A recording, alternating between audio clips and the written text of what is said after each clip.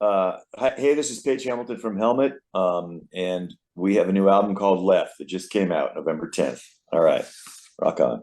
Beautiful, Paige. Thanks for joining us tonight, brother. Yeah, man. As you say, Helmet released your latest album, Left, back on November the 10th, bro. So you've been out a couple of weeks now. How's it been received?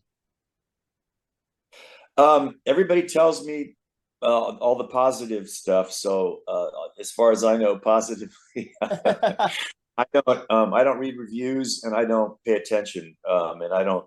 They send me emails. You got this ad and that ad, and it's the number one metal album in Australia on Spotify, and it's number four rock album, and it all means next to nothing to me. Because I don't say it's my job's done as far as the album is concerned. Once it's released, once it's mastered and the artwork's done and I pass it off to the label, then I just have to learn the songs for live. So that's my job. I can't worry about the other stuff.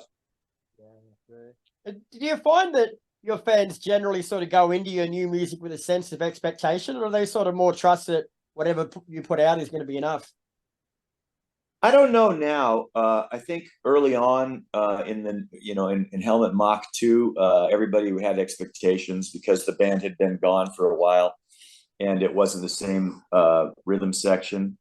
And so, of course, people had expectations, but the first album was Size Matters in 2003 or four, whenever that was, that came out.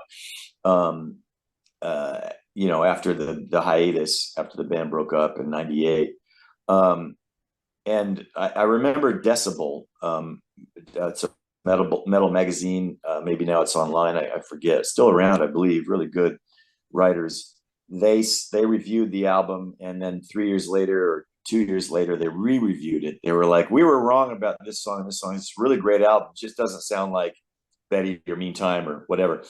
And you're always going to kind of come up against that if you do an album that everybody um, holds in high esteem, or in a couple albums, and people want that, for the rest of their lives, I guess. But I couldn't, you know, write the same song over and over again. It's not in my DNA.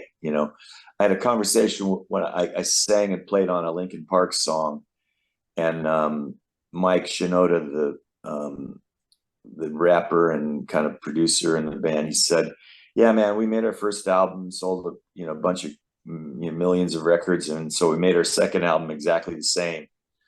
And I said, "Yeah, my approach is different. I like kind of try to do the opposite. So yeah, there's always, I think some people are cool with it, and some people are not cool with it. So, but The press release says that the 11 songs on the new album are leaner and meaner in their execution than previous oral throwdowns. Like, I know you didn't write that, mate, but do you agree? um, they do cut to the chase. Yeah, there's no fat anywhere. I was just talking about this in my last interview, that during the pandemic, a friend of mine suggested I give guitar lessons because I was just sitting on my ass drinking beer. And a lot of my students didn't want to adhere to my jazz guitar regimen. So after like one or two lessons, they're like, I want to write. I'm writing songs for my band and riffs, and just started working on other people's music. Like 90% of them, like all over the place, from Melbourne to Toulouse, France, to Chicago and Brooklyn and Seattle and Boise and Portland, and God, where else do I have students? I can't even think. Oh, Philly, bunch of guys in Philly. And so I spent so much time arranging and working on other people's music. I think when it came, and I've been producing Helmet albums since 1989. When it came time to sit down to write this, it just kind of flowed out, and came out. And I was like, no, so it wasn't easy to distinguish between bullshit and great parts and arrangements. So yeah, it's pretty to the point. I think it's pretty clear where I'm coming from. Yeah. All right. Now, this next question is going to fly in the face of something you said a bit earlier about not reading reviews. Like, it's not often that I get to speak to someone after I have reviewed their album, mate. So, would you mind if I read you what I wrote in the review about each song, and then you tell me if you think I'm on the right track or not. Okay. All right. So Yeah. the review starts off. I've said, Helmet are the musical chameleons of hard rock and metal. Founding member, lead guitarist, and vocalist Paige Hamilton is the only part of Helmet's music that has remained consistent since 1989. But it is because of his willingness to experiment that Helmet have proven impossible to lump into any one genre. Without an album released since Dead to the World in 2016, Hamilton has taken his time crafting album number 9, Left, once more creating an album with the unmistakable DNA that is Helmet coursing through its veins, but also promising more subtle nuances with an acoustic track and string quartet featuring amongst the 11 songs.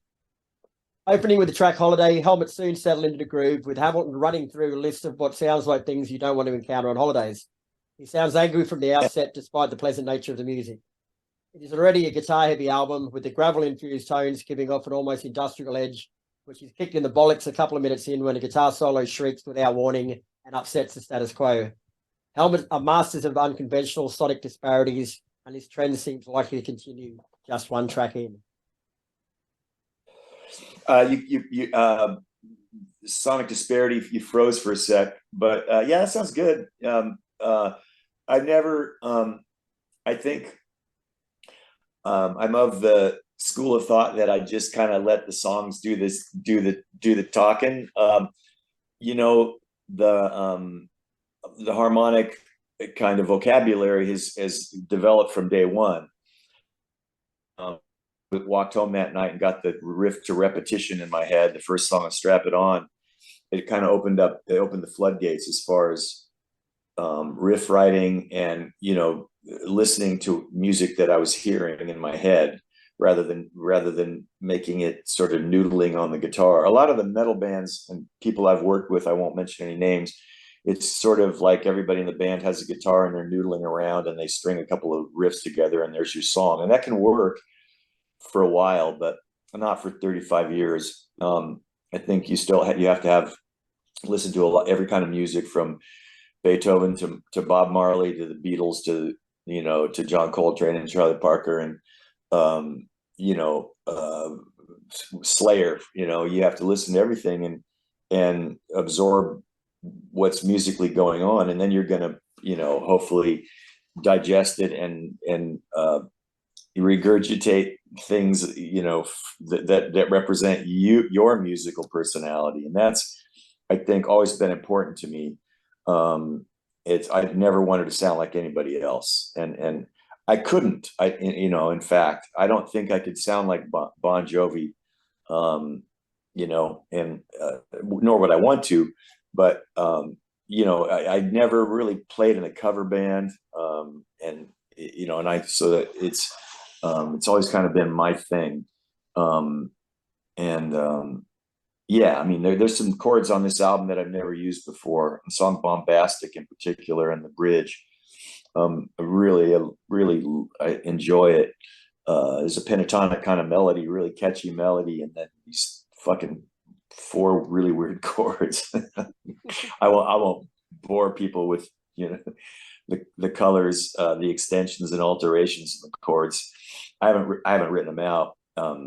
I could quickly, but yeah, I think a lot of bands like get stale and you know, repeat themselves, and it's okay to have a sound and a vocabulary, but you don't want to say the same thing over and over again, right? I mean, there are only so many things you can kind of write about, and you know, there are 12 notes in the, you know, Western chromatic scale, and you know, but it's still, a song is still, you know, melody, rhythm, harmony, form, or the structure, and text, the words. That's what comprises a Mozart aria, and, you know, Angel of Death. That's all. Those 5 elements make up a song. So what are you going to do with that? And I preach to my students, practice the vocabulary, you know, expand your vocabulary, practice rhythm, practice harmony, practice melody, scales, arpeggios, chord voicings.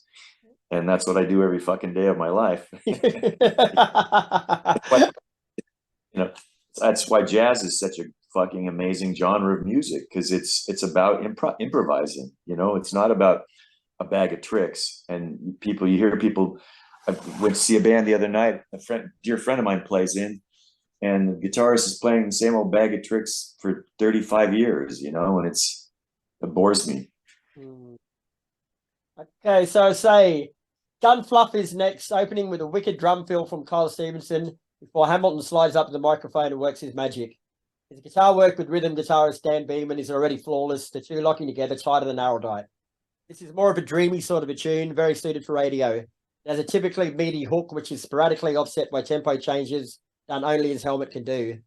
The track derails momentarily, following the chuggy guitar work, ending in a wall of feedback that introduces New York City Tough Guy.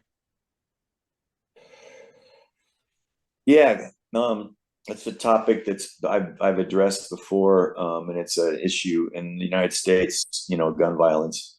More kids between the ages, I forget the exact age range, but I want to say 6 years old to 19 years old. For some reason, they include young teenagers and that die from guns than any other cause in the United States right now, and we're doing nothing about it. You know. So that's what this song is about. The structure is, I don't know how I came up with it. I had that riff and that, you know, that pattern and the vocal melody that follows it, and then that, you know, harmony. And I just got these ideas. And so every chorus is a little different, you know. I love playing a song. It's a burner live because it requires so much breath. We do it at the end of a chunk because I just about pass out when I sing it. Because there's one of the co-producers was like, maybe you should put a little instrumental section in here because there's a lot of words. And I'm like, nope, it's got to be fucking rapid fire. That's the way it goes, you know. So, and Fluff, FLUF, was a band in San Diego, California, with a punk rock icon pal of ours named Otis Bartholomew, who went by the name O. He passed away last year, and so that's a little tip of the cap to him. And we were very politically aligned, and he was a beautiful human being. He was there for day one when Helmet played San Diego, and always supported us. And Fluff opened up for us. There's a cool picture of us at a festival a million years ago, when I had hair, and on the side of my 16 space rack on the stage is a Fluff sticker. Oh, wow. So yeah, that's that, and I like the idea of Fluff being left, you know, substanceless, you know, like, and so the gun fluff is referring to the lip service that these fucking politicians serve. Like thoughts, I had thoughts and prayers in there at one point. I thought that's too obvious. You know, that's what all these Republicans say every time there's, you know, a mass shooting. You know, there's been, since I've been in Europe, I've read about 4. I've been over here since December 6th. And I don't follow the news super closely in the United States, but I try to. There's been 4 shootings. It's insane. Yeah. Oh, so on New York City Tough Guy, as the title suggests, this song starts tough as fuck. Massive guitar riff setting the tone for a slower, more deliberate number that still oozes the aggressive niceties that one would expect. This strikes me as a cool live song, especially when Hamilton launches into a tasty solo over the top of a tempered drum pattern that reaches its climax before casually dropping back into the earlier tone and feel of the song. Yeah, it's about my ex-wife. She was a New York City tough guy. She thought, and yeah, love her and wish her the best. Haven't spoken with her in 20 something years, but I had that idea in my head for a million years because she just had this hard exterior that was a bit of actress, a bit of, you know, she was always trying to have control in the relationship, and yeah, so yeah, It's a fun song to play, man. It's really fun. The space, that chord, is cool. Yeah. Well, it makes the way I've started this next sentence even better than now I know what it's about. I've put, and then it's over, ushering in makeup. A massive guitar riff greets our ears, repeating at different junctures to maximize effect.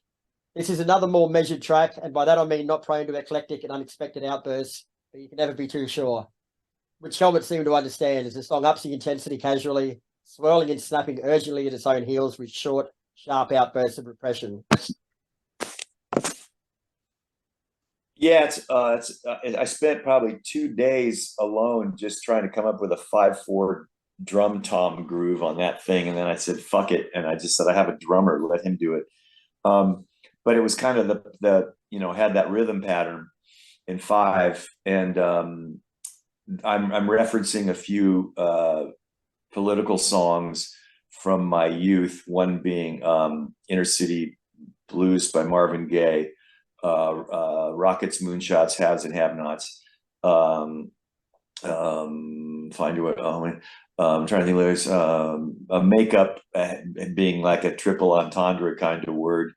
Like you can make something up, or a person has their character is their makeup, or someone can wear makeup, and so there are a few politician references in there, in particular Donald Trump, obviously bloated, feckless, orange, and dickless. He's the orange man. I was misquoted and by Blabbermouth from an interview I did, and I went to our publicist and said, I never said orange juice face. And the journalist went back and listened to the tape, and I said orange douche face. So I said, thank you. That's way funnier than orange juice face. So there's that. Good guys, bad guys, all life choices. Stain Upon Your Name I got from Mark Twain. I kind of wanted to have a few references in there. I when I'm writing, I surround myself with books and notebooks that I've written in and that I'm writing in, and novels and a lot of books of poetry, and Twain is very musical.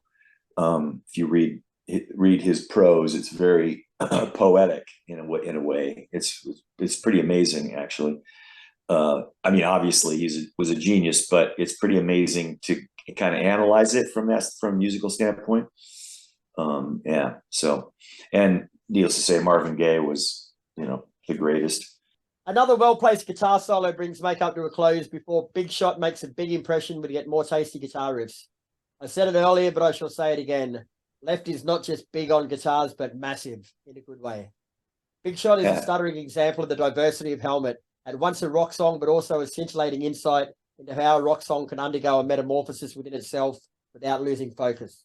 While threatening to explode in any number of directions, Big Shot instead resists the temptation and expectation, proving once more that Helmet are guided by their creative output more than that of expectation.